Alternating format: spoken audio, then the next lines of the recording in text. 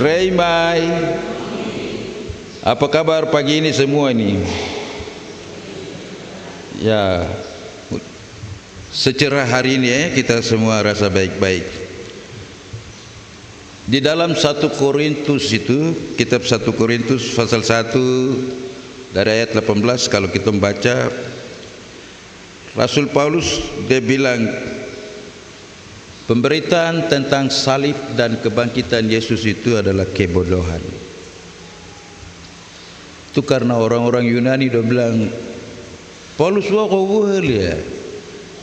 Maka janda narimia anda habaimia anda mabunai mahanai narimia tu orang mati ya mati, tidak ada itu yang bangkit itu dari mana? Makanya merahu ya Paulus. Dan sesudah cerita tentang Yesus bangkit, masih ada lagi kah tidak? George Washington Amerika punya bangkit kah? Golda Meir Israel punya bangkit kah? Pemimpin-pemimpin bangsa yang hebat-hebat. Atau terus saja jauh-jauh Nabi Yesaya mati dia bangkit kah? Yeremia, Amos, hamba-hamba Tuhan yang hebat-hebat. Rabi orang bangkit kah tidak? Kalau Musa dengan Elia ada tuh konfigurasi di bukit itu, tunda datang untuk meneguhkan kepada Petrus, Yakobus, Yohanes, Yesus itu benar. Nanti dari situ Yesus masuk ke dalam penderitaan. Tapi yang lain tidak ada. Jadi cerita tentang kebangkitan Yesus itu hanya Yesus punya saja. Terada. Kalau yang lain ya kan belum kubur toh. Kalau Lazarus ya Yesus yang kasih bangkit dia. Lazarus bangkit. Yohanes pasal 11 itu. Yang lain-lain.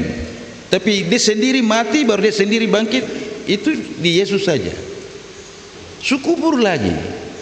Kalau masih tinggal dalam peti baru dia merontak keluar, ya itu lain lah itu. Gitu. Tapi kisah kebangkitan Yesus itu hanya Yesus punya. Orang Yahudi minta tanda. Makanya Yesus kalau kita baca di Injil-Injil itu Yesus bikin mujizat banyak, dan tetap roboh terus juga. Satu tanda bikin don terpuas minta tanda lain lagi. Karena bagi orang Yahudi, kalau ada nabi atau orang yang bilang saya datang dari pihak Tuhan, kalau dia telah bikin mujizat, makanya Abu Nawas gitu. Tapi kalaupun dia bikin mujizat, juga tipu itu, mungkin sulap saja itu. Jadi orang Yahudi juga susah kepala batu. Kalau orang Yunani mengandalkan otak, akal. Aristoteles, Socrates, ahli-ahli filsafat yang kita baca itu sudah orang itu. Jadi kalau tidak masuk akal ya tidak masuk akal, tidak bisa. Dan Paulus berhadapan dengan orang, jadi Paulus bilang pemberitaan salib dan kebangkitan Yesus itu kebodohan bagi orang-orang yang akan binasa. Aduh, subodoh baru binasa lagi. Tapi maksud Paulus juga bukan mau bilang biar kau bodoh, kau tertahu baca, kau terus sekolah tinggi, kau bisa jadi hamba Tuhan. Nah, bukan. Gereja ini tidak membutuhkan orang begitu. Gereja membutuhkan orang pintar yang taat kepada Tuhan. Artinya biarpun dia pintar, biarpun dia profesor, dia doktor, dalam hal pelayanan dia hamba. Seperti Yesus tunduk dan membasuh kaki murid-muridnya. Biarpun dia putitel apa saja, tapi kalau dalam hal pelayanan di gereja, dia harus merendahkan diri seperti heset kaki di depan itu. Ore alnate, hesehenate, bisa merendahkan diri. Itu maksudnya suatu kebodohan. Bisakah orang yang dengan titel sarjana dan lain-lain merendahkan diri serendah-rendah itu? Itu harga yang harus dibayar. Jadi Bapak Ibu, yang berikut kita harus tahu kebangkitan itu kabar dari mana. Kalau sekarang kita lihat di CNN, Israel serang Iran, Amerika dan Israel serang Iran. Itu kabar dari CNN atau dari TV One atau dari media apa saja. Apakah berita kebangkitan itu kabar dari sebuah media atau itu kabar dari murid-muridnya seperti Petrus, Yohanes? Terbisa, karena tadi kita membaca murid-murid itu ada di pantai Galilea. Jadi seharusnya kalau Petrus yang lihat, dia akan bilang hari itu kita duduk di pantai baru dia datang, harus begitu. Tapi ceritanya Waktu itu murid-murid berkumpul di pantai. Jadi ada orang yang bilang kepada orang lain, misalnya saya bilang sama Bapak Ibu, Bapak Ibu hari itu dong kumpul di sana. Jadi saya sebagai penulis orang pertama, Bapak Ibu orang kedua, dan orang ketiga murid-murid. Saya bercerita tentang orang ketiga kepada Bapak Ibu Saudara. Jadi penginjil ini sedang bercerita begitu. Dia cerita kepada orang yang baca buku itu tentang murid-murid yang ada di Galilea, atau Galilea dan Tiberias itu sama namanya. Jadi yang ada di sana. Dan keadaan mereka pada waktu itu begitu. Kalau kita baca sampai tadi terakhir bilang ini untuk ketiga kalinya. Berarti yang pertama Yesus bertemu dengan, kita masih ingat Maria Magdalena. Sesudah itu dia ketemu lagi dengan murid-murid yang tidak ada Thomasnya. Lalu yang 8 hari kemudian ketemu dengan murid-murid ada Thomas. Lalu ini yang berikutnya. Jadi ini yang menarik di sini dari bagian ini. Karena sudah ada pertemuan pertama dengan Maria Magdalena dengan murid-murid yang lain itu, yang tadi di pantai itu tanpa Thomas. Lalu 8 hari kemudian dengan Thomas terjadi percakapan dengan Thomas. Sekarang ketemu lagi di pantai. Ini cerita apa? Apa sebenarnya yang Yohanes mau bilang sama kita? Yang Yohanes mau bilang, dan pulang kampung. Dan kembali ke kampung, tinggal di Galilea atau Tiberias itu. Yesus bangkit, tapi itu cerita terbenar kalau kita baca di pertemuan berikut. Jadi don tidak percaya. Jadi don pulang untuk kembali ke pekerjaan masing-masing. Dulu sebagai penjala ikan, kembali jadi penjala ikan. Karena itu Yesus cari lagi kembali. Kalau Petrus pulang itu bisa betul. Karena bagaimanapun, walaupun Petrus bilang sudah lihat Yesus, tapi dalam hati kecilnya dia punya air mata itu yang don bilang dia itu, kok murid Yesus? Dia bilang, makanya kalau saya tidak kenal dia, itu orang dari mana? Ingat waktu dia menyangkal. Penyangkalan ini menyiksa hatinya. Penyangkalan Yesus pada hari itu, Petrus nafahel tidak akan pernah dia bayar lunas. Dia malu sekali. Jadi dia pulang kampung itu benar. Dia rasa malu sekali. Dia bisa menyangkal Tuhan begitu rupa. Nah, tapi disinilah kelebihannya Tuhan Allah kita. Kalau kita ingat Injil Yohanes pasal 1 bilang pada mulanya adalah firman, firman itu bersama-sama dengan Allah. Lalu kemudian firman itu menjadi manusia, firman itu tinggal di antara kita dan kita telah melihat kemuliaannya. Ayat 14 sampai 21 bilang berbahagialah orang-orang yang menerima dia, mereka menjadi anak-anak Allah. Yohanes dan Markus tidak bicara tentang Yesus lahir, langsung bicara tentang dia jadi manusia. Nah, sekarang kealahan dia ditunjukkan. Tadi kita membaca di pasal 21 tidak bilang dia jalan dari mana, dia naik apa, naik unta kah, keledai kah, kereta kah, ojek kah. Kita membaca itu dia tiba-tiba berdiri di pantai. Ini keilahiannya ditunjukkan. Siapa yang mau atur perjalanan Tuhan? Siapa yang mau atur dia? Caranya dia pergi kemana-mana. Dia langsung ada di pantai itu. Pagi-pagi benar dia sudah ada di sana. Dan kalau murid-muridnya tidak mengenal dia, no problem, tidak ada masalah. Tidak bisa bilang, oh dampu mata ada dosa, jadi dosa pele. Penafsiran memang mau dia. Memang dia mau supaya mereka mengenal dia melalui proses tertentu. Pada saat itu itu normal. Yarah itu hampir-hampir pagi masih begini-begini, baru daun juga mungkin tertidur, jadi mata masih 5 watt atau 3 watt. Jadi wajar. Wajar kalau tidak lihat itu siapa yang bicara. Kemudian tidak bisa mengenal suaranya, karena Yesus yang bangkit ini sekarang benar-benar 100% ilahi. Kalau sebelum bangkit Yesus 100% manusia, 100% Allah. Tapi sesudah dia bangkit, dia betul-betul ilahi. Karena itu Maria Magdalena, jangan kau sentuh saya, karena aku belum pergi ke rumah Bapa. Posisi sesudah dia bangkit itu ilahi. Pintu terkunci dia masuk. Pintu tertutup rapat dia masuk. Itu kealahannya ditunjukkan kepada kita, Bapak Ibu Saudara. Lalu kemudian kita lihat lagi dia bikin mujizat. Waktu murid-murid sepanjang malam cari ikan tidak dapat, menarik ya Bapak Ibu lihat, meninggalkan Yesus, berusaha untuk hidup supaya ekonomi rumah baik, tapi menemukan kegagalan. Yesus tidak marah, Yesus tidak tegur, Yesus tidak usir, Yesus bilang buanglah ke sebelah kanan, kamu dapat. Orang yang lari kasih tinggal dia, orang yang pulang ke kampung halaman ingin melupakan dia, dan dia memberkati mereka. Kita lihat ini, betapa baiknya Allah kita. Kita bisa kasih tinggal dia, kita bisa melupakan dia karena kita merasa kita buruk, kita merasa kita banyak salah, kita banyak dosa. Benar, tapi ia mengenal kita dengan baik. Dia tahu kita dengan baik, dia tetap akan cari sampai menemukan, lalu memberikan kepada kita apa yang kita perlu. Di situ kita belajar. Sekali kita menjadi anak Allah, anak-anak Allah, kita tetap anaknya. Walaupun di dalamnya kita nakal, walaupun di dalamnya kita punya kelemahan, punya kekurangan, kita merasa tidak layak di hadapan Tuhan, kita ingin mengundurkan diri, tidak aktif lagi dalam kegiatan gereja, dalam tugas-tugas, dalam jabatan-jabatan gereja yang kita pegang, kita ingin singkir sebentar. Tapi yang bisa perbaiki hanya Yesus, hanya Tuhan. Dia mencari, dia cari pagi-pagi, dan dia tanya toh.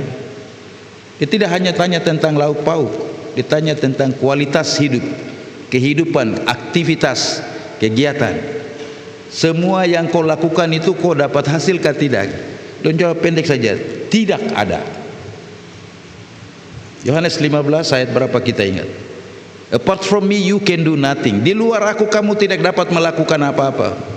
Tinggallah di dalam aku maka kamu akan berbuah. Dia ulangi lagi itu. Yo, kalau kamu lari kasih tinggal saya nanti mawali nama kau membe. Usaha mau membe. Tidak akan dapat kecuali tinggal di dalam aku. Nah, itu yang kita belajar dari bagian ini. Jadi kealahan Yesus, Yesus benar-benar Allah yang bangkit, dan Yesus benar-benar dia yang hidup. Dunia ini boleh meragukannya, seperti tadi di intro saya bilang, orang Yunani boleh tidak percaya, orang Yahudi boleh tidak percaya, sampai hari ini orang Islam, orang Hindu, Buddha, agama lain tetap bilang tidak mungkin itu orang mati baru mau bangkit, tidak mungkin. Silakan, tapi kita ini seperti Thomas. Thomas yang bilang, ya Tuhanku dan Allahku, Yohanes 20 ayat 28. Setelah disuruh untuk coba toin, kalau kau tidak percaya, Bapak Ibu, Thomas tidak salah. Tapi sayang ndak hal ini tidak ada orang yang berani kasih nama dia anak Thomas, karena nanti disebut orang terpercaya, mau bukti baru. Siapa bilang Thomas salah? Bayangkan kalau tidak ada Thomas, Yesus tidak akan berkata Yohanes pasal 14 ayat 6. Akulah jalan dan kebenaran dan hidup. Itu kan Thomas yang tanya. Waktu Yesus bilang nanti saya ke surga, Thomas bilang, kami tidak tahu jalan ke situ bagaimana. Lalu Yesus bilang, akulah jalan dan kebenaran dan hidup. Kalau Thomas tidak tanya itu, tidak ada kata-kata itu. Kata-kata itu tetap tinggal di Yesus otak. Tapi Thomas seperti tarik dia kasih keluar. Alah kau Romya Bornayen deh, saya nyayen deh. Bayangkan, itu Thomas. Kemudian yang berikut apa? Berbahagialah orang yang tidak melihat namun percaya. Ini kan karena Thomas. Engkau melihat maka engkau percaya. Tetapi berbahagialah orang yang tidak melihat namun percaya. Yohanes 20 ayat 29. Dan tulisan itu tertulis di atas nisannya Oto itu, masih ada di Manokwari itu. Bayangkan kalau tidak ada Thomas. Karena kalau tidak ada Thomas Alva Edison, itu juga terpakai lampu toh. Nama Thomas itu nama berbahaya. Kenapa orang takut kasih nama Thomas? Jadi Thomas tidak salah. Thomas bukan orang skeptis, orang yang penuh keraguan, kebimbangan, hati-hati. Oh tunggu bukti dulu. Tidak, itu orang-orang penting dalam konteks tertentu. Di konteks lain, ya mungkin itu tidak pakai. Tapi dalam konteks tertentu kita perlu orang begitu. Supaya kita juga hati-hati, hitung-hitung, jangan sampai rugi lagi. Jadi Penting sekali orang seperti itu. Tapi pengakuan kita itu pengakuan seperti pengakuan Thomas. Ya Tuhanku dan Allahku. Selama-lamanya kita mengaku Yesus adalah Tuhan. Titik. Yesus adalah Allah. Yesus bangkit dari kematian. Tadi Ria bilang bahwa kebangkitan itu bukan karangan TV One atau media-media yang lain. Kebangkitan kemarin kita sudah baca. Perempuan-perempuan udah masuk, baru ada orang muda yang duduk di sebelah kanan toh. Dia bilang, kamu cari Yesus orang Nazaret yang mati itu. Terada. Dia sudah bangkit. Lihat itu, tempat yang dia tidur itu kosong. Tapi kamu pergi ke Galilea, nanti ketemu di sana. Bagian ini dia kasih ingat tentang Yohanes 14 ayat 27 toh. 28 itu yang Yesus bilang, malam ini nanti imanmu goyah, akan tetapi sesudah aku bangkit aku akan mendahului kamu ke Galilea. Sekarang dia buktikan itu. Jadi karena laki-laki ini yang bilang sama dorang, ia tidak ada di sini, ia sudah bangkit, lihat itu kosong. Baca Yohanes, baca Lukas, Matius, sama semua, tidak ada, sudah bangkit. Nah, orang-orang yang bicara kepada perempuan-perempuan ini orang dari mana? Ini malaikat datangnya dari surga, bicara di bumi kepada orang di bumi. Kalau begitu, berita kebangkitan Yesus itu berita dari surga yang dibawa ke bumi, diceritakan kepada orang di bumi supaya orang di bumi percaya. Itu bukan berita ngarang-ngarang dari orang di bumi. Oh, hari itu saya tidur baru sapu mata saya lihat, wih, batu guling, dia bangkit. Tidak ada orang dia. Itu cerita surga yang dibawa ke bumi. Itu sama seperti waktu Maria masih tinggal di kampung halaman, malaikat Gabriel datang dan bilang, Maria, engkau akan hamil dan engkau akan melahirkan. Maria, makanya apa makahu? Sama. Berita dari surga datang bilang, nanti engkau mengandung, engkau akan melahirkan. Berita dari surga juga yang bilang sama Yusuf, waktu Yusuf rencana untuk kasih tinggal Maria, dia bilang, besok kawin dan dia, kau kasih nama anak itu Yesus. Berita dari surga yang bicara. Itu kelahiran Yesus berita dari surga. Yesus yang lahir juga bilang, aku akan mendahului kamu ke Galilea, dan sekarang dia bangkit. Lalu orang dari surga yang bilang dia bangkit. Jadi kalau kita percaya Yesus bangkit, bukan karena ciptaan wartawan di dunia ini atau seorang ahli teologi. Itu cerita dari surga. Jadi berbahagialah orang yang tidak melihat namun percaya. Itu ketoran, kita terlihat, tapi kita percaya, kita disebut berbahagia. Bapak ibu saudara yang dikasihi, ini yang harus kita ingat, tidak boleh lupa. Ini namanya pengetahuan kognitif, harus masuk di kepala kita. Kenapa kau percaya? Kau tidak pernah lihat? Saya percaya karena itu berita dari surga. Itu bukan Prabowo yang bikin, itu bukan itu Trump yang bikin, Benjamin Netanyahu kah. Don boleh hebat dalam tugas mereka, tapi don telah bikin berita itu. Berita itu dari surga. Sampai mati tetap. Tadi kita menyanyi nyanyian rohani 57 ada bilang. Bapak ibu perhatikan dia punya kata-kata itu. Firman-Mu yang berbunyi dengan kuasa hidup yang menghidupkan. Kami bangun dari kubur dosa. Kapan kami tanggalkan? Kapan kami tanggalkan? Waktu kami meninggalkan dosa. Ini gaya bahasa lama jadi kapan kami tanggalkan. Itu menarik sekali janjian ini. Jadi kita perhatikan itu. Kita adalah orang-orang yang bahagia. Kita tidak perlu orang lain datang bujuk kita bilang itu tipu, itu omong kosong. Kita tidak perlu. Nah, apa artinya kebangkitan untuk kita? Kemarin kita dapat tema kebangkitan adalah pengharapan. Memberikan kita pengharapan. Kebangkitan bagi kita adalah perubahan. Kita mengubah cara hidup kita, cara pikir kita. Kita ubah cara pikir kita. Kalau lalu kita tukang ganas-ganas begitu, sekarang terus ganas-ganas arti banget ya. Ganas nenakan deh, ne puneng deh ne. Tidak ada toh. Jadi tukang bilang-bilang orang, saya terus suka dia gaya pikir itu semua tidak ada arti, tidak menolong persekutuan. Tidak menolong saya. Bapak ibu, kalau saya di rumah saya, lalu ada satu teman datang, kita udah cerita-cerita bersebelah, Ini contoh saja. Saya tersuka laki-laki itu dia bicara sebarang-sebarang. Dia tidak sadar sapu anak-anak mungkin di kamar, mungkin di depan sana ada sambil main, duduk main HP, tapi mereka dengar bapaknya ngomong tentang orang.